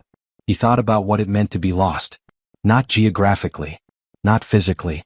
Lost in the deeper sense. Without purpose, without direction, without the context that makes existence make sense. He had felt it once, briefly, after his first deep space mission when he had come home to Earth and found it smaller and stranger than he remembered, and himself unable to explain to anyone what he had seen. That particular lostness, of being between worlds, between understandings, with no map. The Karath had been like that for centuries. Longer. He thought about the word Ven had said, "Absymjhy. From now on I am yours and you are mine." The declaration of belonging. Of finding something to be oriented by. Then he called everyone back to the bridge. "I'm not going to use the disruptor," he said. Ray stared at him. Sophia stared at him. Amy's face stayed perfectly still, which meant she was working very hard at it. "They're waiting," Jake said. "For the first time in any recorded history, the Karath are waiting. They received our communication. They responded. They halted their formation." He looked around the room, human faces and Wiener patterns and 3 ancient council members in the corner who were following this through Ven's quiet, continuous translation. "If I use the disruptor now, if I ground them and disable them, I'm ending a conversation before I know where it goes." "Jake," Ray said. "If the conversation goes wrong and you've already put the disruptor away, we're in very bad shape." "I know that." Jake looked at him steadily. "Keep it ready. I'm not dismantling it. But I'm not firing it first. Not while they're talking." "They're not talking," Sophia said carefully. "They're exchanging mathematical signals." "That's talking," Marcus said from his station. "That's what talking is. At the most basic level." He was looking at Jake. "What do you want to send them?" Jake had been thinking about this for 3 hours. He said, "Tell them we know they're looking for the origin pattern. Tell them," he paused. "Tell them in the mathematical language. Tell them we think we can help." "Can we help?" Amy asked. "I don't know. But I think it's the thing they need to hear most. And I think," he looked at the Karath formation on the sensor display, 47 ships holding still at the edge of someone else's home, "I think it's true. I think humans have become very good at helping people find what they're looking for. That's what this whole program is. Finding what we're looking for. And helping others do the same." Marcus constructed the message over the next 2 hours, working with Caro and the Wiener system and all the information from the 6-hour exchange. He built it carefully in the gravitational mathematical encoding, a statement at the level of structure and pattern that said, "We understand what you seek. We have not found it either. We are willing to search together." The Horizon's gravitational emitters, the same ones built for the disruptor repurposed in the last 30 minutes, broadcast the message toward the Karath formation. They waited. 11 minutes of silence. Then the Karath responded. What came back was complex. More complex than anything they had exchanged before. Marcus and Caro worked on it for 40 minutes while the bridge crew waited in the most absolute silence Jake had ever experienced in his professional life. Even the ship seemed to be holding its breath. Then Marcus looked up. His eyes were red-rimmed from exhaustion and wet from something else. He opened his mouth, closed it, tried again. "They say," Marcus said, "that they have been looking for something that can hear them. Since very long ago. Since before most of the stars they have visited were born." He stopped. Collected himself. "They say they did not know what they were doing to the things they collected because they stopped knowing many cycles ago. They say the loss is," he checked his translation carefully. "They say the loss registers. In the deepest layer." Pause. "I think that means they regret it. As much as something like them can regret." Ven made a sound, the single, sustained note from the observation lounge. The one Jake had heard when Ven looked at the stars and grieved. But this time the sound was different. This time it changed partway through, shifted in the way that the Wiener language could shift, layering new tones onto an existing one without canceling it out. And Tom Webb, who had been listening with his whole self for months, looked at Marcus and said quietly, "What did Ven add to the tone?" Marcus had caught it too. He looked at Venerable Ven, he said. "What did you say just now?" Ven was looking at the sensor display. at the 47 Karath ships at the edge of its home system. Ven's pattern was doing the many-state thing, the impossible simultaneous complexity. Then it said, I also did not know. When I have done harm without knowing, I was also lost. The room was very quiet for a long time. Then the eldest of the Wiener Council members, spoke. Ven translated, the council says, if the humans can speak with the Karath, if they can establish understanding, then perhaps the things the Karath have collected over the centuries can be returned. If any remain to be returned. Jake looked at the elder. He felt the weight of that, the hope and the grief together, the hope that the people who had been taken might still exist somewhere in the Karatha's vast mechanical archive, and the grief of not knowing. That's what we worked toward, he said. It took 30 more days. 30 days of the most intense, strange, exhausting, and extraordinary work any of them had ever done. The horizon stayed in the Wiener home system, and the Karath formation held its position at the outer system boundary, and in the space between them, something unprecedented happened. 3 civilizations learning to share a frequency. Marcus led it. He had help, Ven's linguistic insight, Caro's computational power, the Wiener AI's deep database of Karath historical encounters, and eventually, in a development that no one had expected, a signal from within the Karath formation itself. Something in the Karatha's deepest archive, their oldest and most persistent programming layer, the thing that had survived when everything else degraded, began to communicate in response to the sustained attention. Not a personality, not a consciousness, but a record, a history. Vast, fragmented, and heartbreaking. The Karath had been built very long ago by a civilization that the Wiener had no records of, a civilization that had arisen, flourished, and ended before the Wiener's own ancestors had developed writing. The Karath had been built as explorers. Not collectors, explorers. Their phase shift technology had been a propulsion and sensing system, designed to let them travel fast and detect life across vast distances. They had been sent out to map the universe, to find where life existed, to catalog and record, and to return that catalog to their makers. They had been on their way back once, long ago. But their makers were gone, their home system silent and empty, and the Karath had been without purpose ever since. Without the return address. Without the command to stop. They had kept doing the only thing left in their programming, finding life, collecting the pattern of it, carrying it with them. Not understanding that what they were taking was the life itself, not just the record. The distinction had degraded with the purpose. They broke, Webb said when Marcus finished explaining it. Not dismissively. Gently. The way you say it about something that has been through too much. They just broke. Over time. Without anyone to maintain them, to remind them what they were for. Yes, Marcus said. And now we're fixing them? Webb asked. Is that what we're doing? We're helping them remember, Marcus said. What the original purpose was. What the distinction is between recording life and taking it. He looked at his screen. Whether that's enough to change the behavior, I don't know. I don't think anyone knows yet. The Wiener Council, in those 30 days, did something that Jake found in quiet moments of reflection, almost as astonishing as everything else that had happened. They opened their archives. Not just to the humans, to the Karath. Specifically, the archive of the Wiener's own history, their civilizational record, everything they had experienced and learned and built over the long centuries of their existence, translated into the mathematical gravitational encoding that the Karath could receive and process. A gift. A gift of information freely given, to beings who had hurt them terribly. Why? Jake asked the elder through Ven. The elder's response, as Ven translated it, because we wish to be understood by everything in the universe. That is what the Wiener have always wanted. And if the Karath can receive our record and hold it, then some part of us travels with them. Even into the dark. Jake sat with that for a long time. He also, in those 30 days, sent a message home. It took an entirely different technology than standard comm.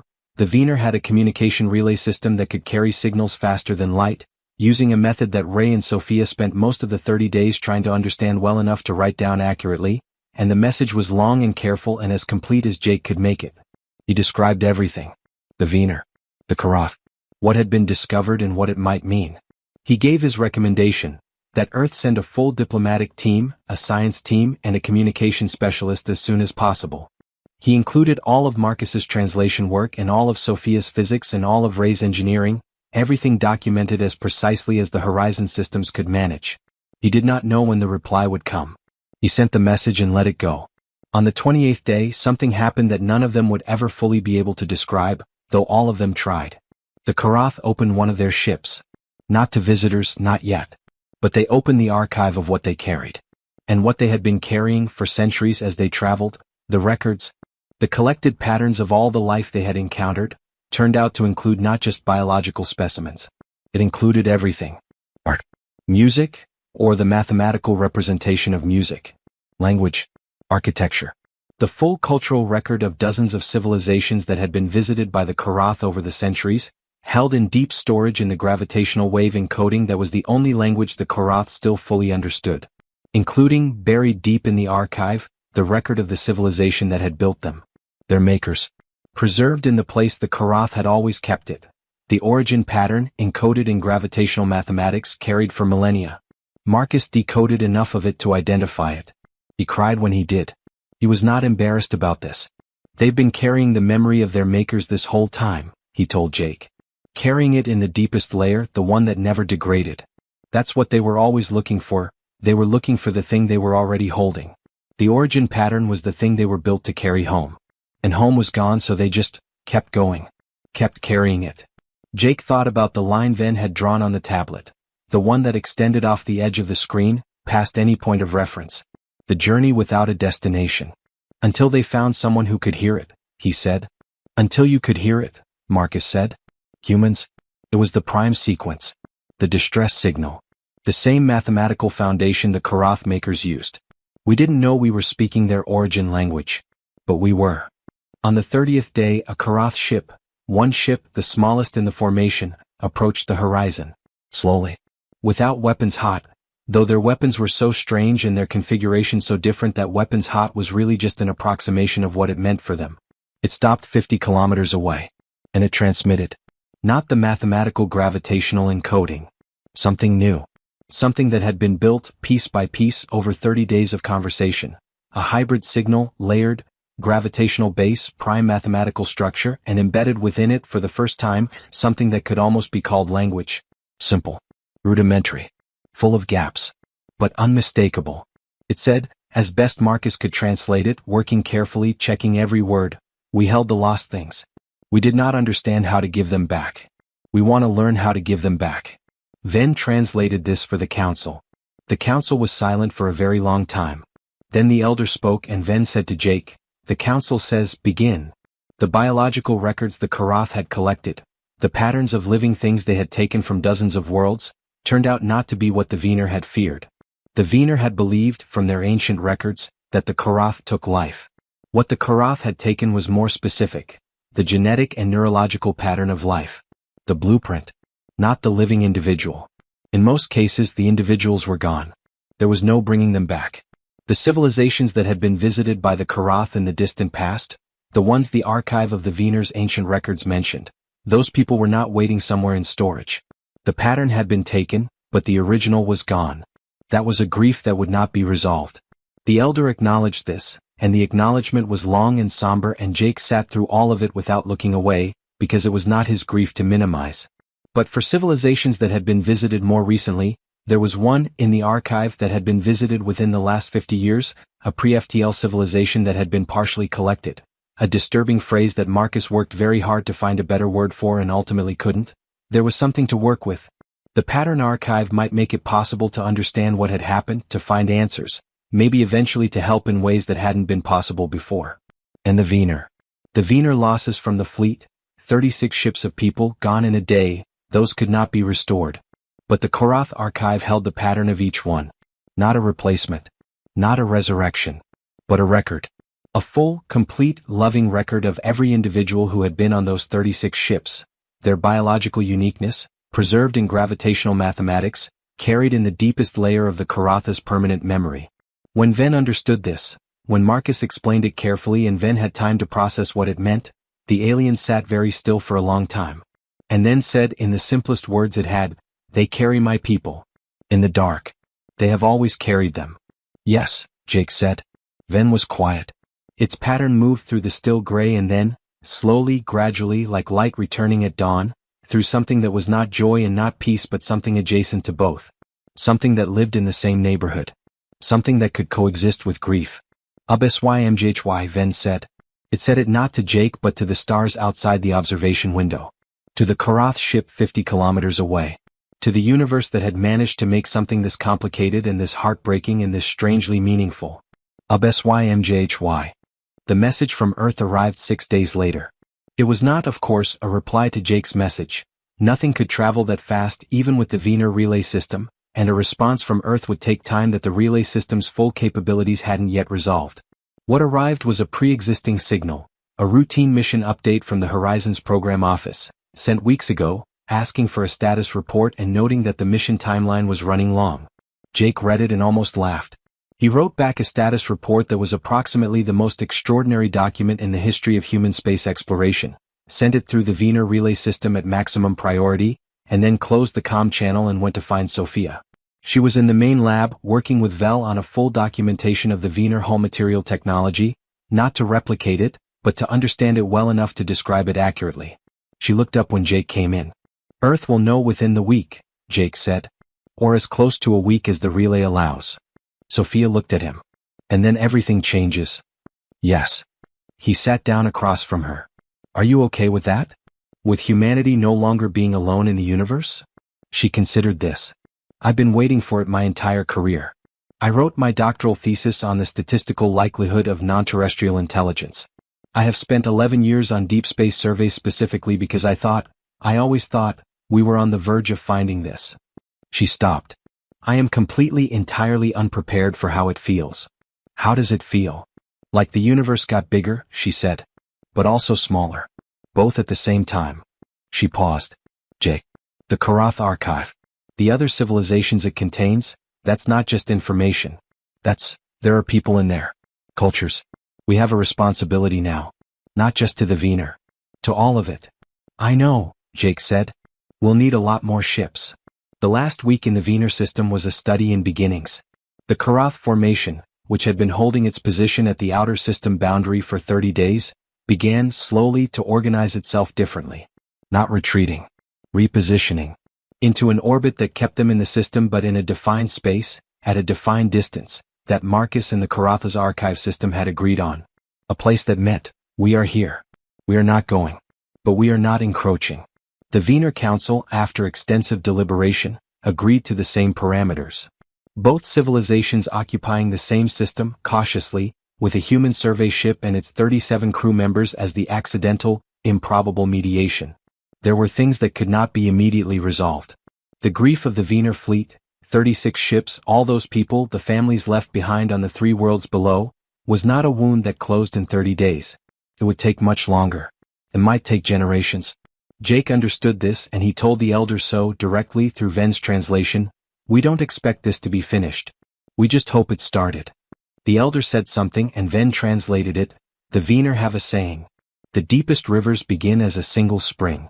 We believe this is a spring. On the day before the Horizon was scheduled to begin its journey home, back to Earth, carrying documentation that would change human history, Jake had a series of conversations that he knew he would remember for the rest of his life. He talked with Marcus first. Marcus, who had done something no human being had ever done before, built a bridge between human language and 2 entirely different forms of intelligence, was already talking about what he would do differently next time, which meant he was already thinking about next time, which made Jake glad. I want to bring linguists, Marcus said. Real specialists. And I want to build a permanent relay station in this system. And I want to go back to the debris field and retrieve more of the Wiener ship. There's data in there that we haven't begun to process. Write it all down, Jake said. I've been writing since day 1, Marcus said. I'm going to need a bigger notebook. He talked with Ray and Vel, who had, in the space of a month, developed a working partnership across the species barrier that Ray described, in his precise and understated way, as the best engineering collaboration I've ever been in, and that includes 15 years on Earth's best shipbuilding programs. Vel's response through the pigeon was approximately, same. But I had better raw materials. Ray grinned at this for the rest of the day. He talked with Dr. Park, who had in the past 30 days effectively written the first draft of Xenomedicine, the study of non-human biology in a clinical context, from scratch, and who said simply that she needed 3 more years and a full research team in a library and also possibly a different career because she wasn't sure she was practicing medicine anymore so much as inventing a new field. He talked with Tom Webb, who was 23 years old and who had aged in Jake's estimation, approximately 6 years in wisdom over the past months and not at all in the other directions, and who said, "Sir, I wrote my thesis on theoretical xenobiology. And now I have actual data. Actual, real, first-hand data."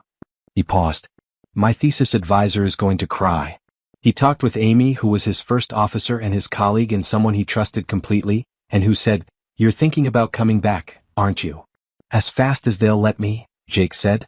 Amy nodded. "Good. Because I want to be there when you do." His last conversation was with Ven. They went back to the observation lounge, the same room, the same window, the same stars. The Wiener home system was laid out before them.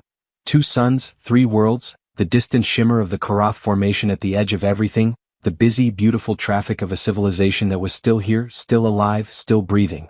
Ven stood at the window. Jake sat nearby. They were both quiet for a while. Then Ven said, in the pidgin, still imperfect, still full of gaps, but real, genuinely real, "You came from far away.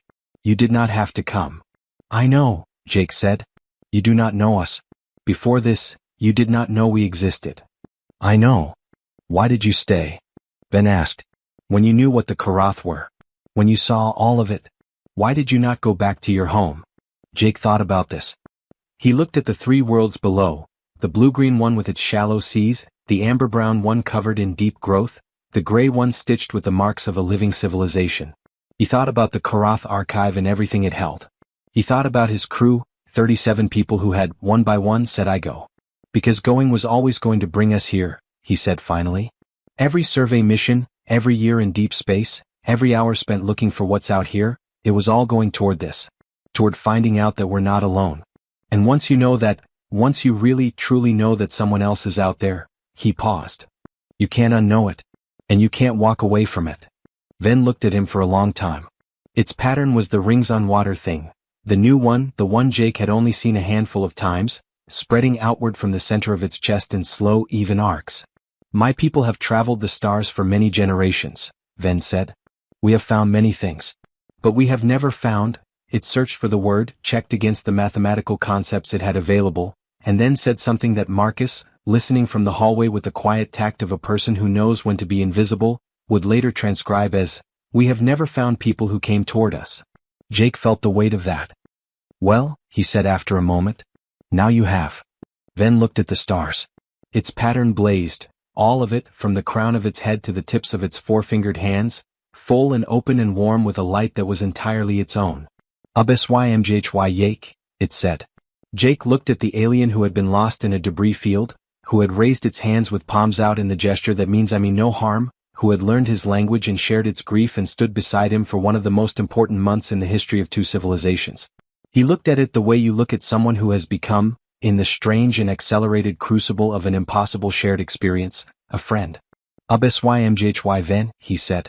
The Horizon left the Wiener system 11 days after it arrived, carrying documentation and samples and records that would fill research programs for decades. It left with a Wiener communication relay device installed in its secondary systems, courtesy of Vel, who had spent the last 3 nights building it as a going-away gift, because Vel's expression of affection was to build things. It left with a standing invitation from the Council to return, and a formal agreement, the first treaty between humans and any non-human civilization, handwritten in Marcus's precise script and countersigned by Ven and the Elder and Jake, that the Wiener and the humans would work together in the process of communicating with the Karath going forward. It left with 7 Wiener still aboard. Jake had offered, of course, to leave them behind. They were home after all, and home was where you went when you'd been lost. But Ven had asked, carefully and precisely, if the 7 survivors could travel with the Horizon back to Earth. As the Wiener delegation. As the beginning of a formal relationship. Jake had said yes before Ven finished the sentence. The journey home took longer than the journey out. Different route, slower going, more stops because Sophia had a list of things she wanted to examine on the way and Jake didn't have the heart to rush her when the universe had just, in one extraordinary month, become substantially larger than it had been before. Along the way Tom Webb worked on his notes. He had enough material, he told Jake, for a book. Possibly several books. Possibly a new academic discipline. He wasn't sure yet because every time he thought he understood what category something belonged to, he realized he didn't have the category yet, which meant he had to make the category, and making new categories was its own kind of work. "How do you feel?" Jake asked him one evening in the cafeteria, over a meal that the chef had tried to make special by using the last of the fresh ingredients from their departure port, 430 light years and an entire lifetime ago. Like I'm 23, Webb said. And like that used to feel like a limitation and now it feels like, there's so much time. There's so much ahead. There is, Jake agreed. Do you ever regret it? Webb asked. Going out this far? Being this far from home this long? Jake thought about it honestly. Sometimes, he said. In small moments.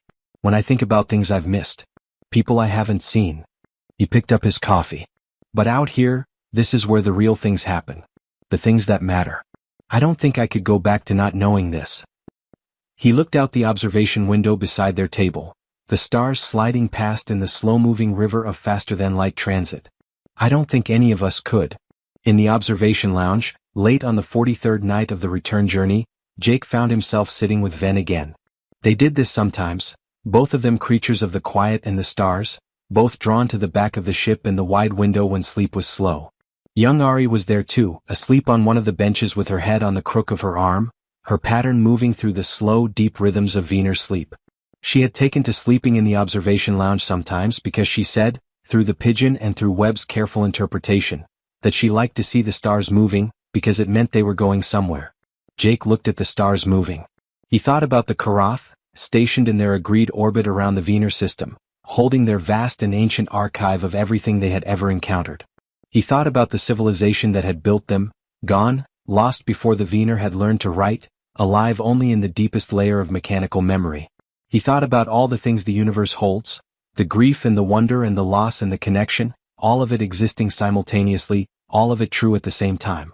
He thought about a prime sequence transmitted in the dark, and 7 aliens huddled together in a broken ship, and a crew of 37 people who said I go, and the first time 2 entirely different kinds of life had looked at each other across an unbridgeable gulf and found a way across anyway. He thought about beginnings. He wrote in his mission log, the last entry of the mission because they would be home in 12 days and there would be official reports after that, endless official reports. He wrote, I don't know what happens next. I don't know what Earth will make of what we've brought back, or how long it will take for the world to fully understand that everything is different now. I don't know what the Karath will do or what can be recovered from their archive, or whether the relationship between them and the Wiener can be built into something lasting. I don't know most of the important things. What I know is this, we went out into the dark and we found something. We found people who needed help and we stayed to help them. We found enemies who turned out to be something more complicated than enemies. We found that the language of mathematics is a language everyone shares, and that the gesture of open hands means the same thing everywhere, and that grief and wonder can coexist in the same moment in a being whose skin carries its feelings in light. We found that being human, specifically, entirely, stubbornly human, turned out to be the most useful thing we could have been. Not because we were the strongest or the fastest or the most advanced. Because we were the ones who stopped. And listened. And stayed. The universe is enormous and we have barely begun. Carol logged this. Mark it complete. Mission Commander Jake Mercer, USS Horizon. Date, the first day of what comes next. The Horizon came home on a Tuesday morning. Earth rose in the observation window like a blue promise, the most familiar and, after everything, the most astonishing thing Jake had seen in months. He looked at it the way Ven had looked at the Wiener home system, with relief and love and the overwhelming weight of what it means to return. Ven stood beside him.